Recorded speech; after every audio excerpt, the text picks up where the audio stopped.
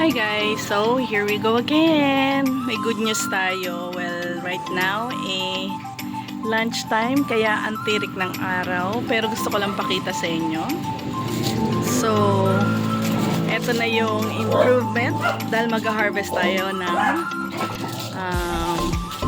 kamote tops tsaka ng alugbati. Andali lang Ayan. Eto na yung ating kale, laki na. So, ito mag-harvest tayo dyan. Ito na yung ating talong na may mga bulaklak. Sana magtuloy na.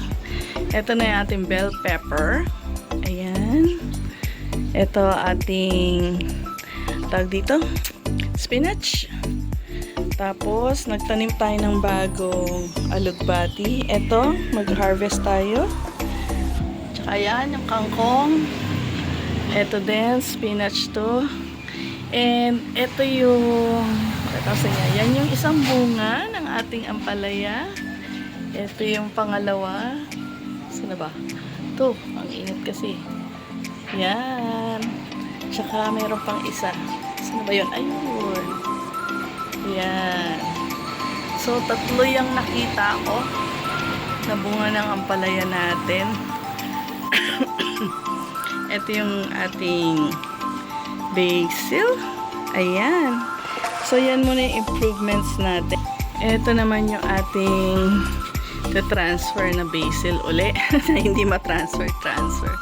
At ayan. At ito, harvest tayo ng alugbati.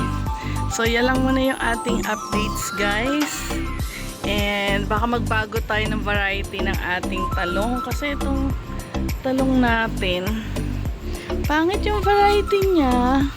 Maiksi na nga siya. Tapos, ang dami pang buto. So, pangit siya kainin.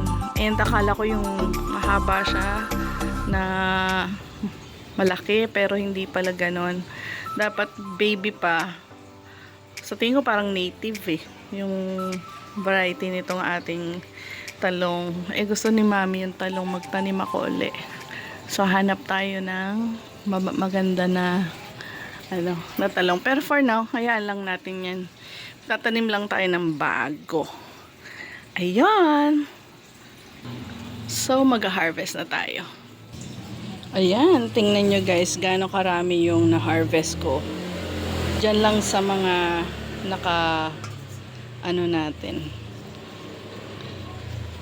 naka-pot na container.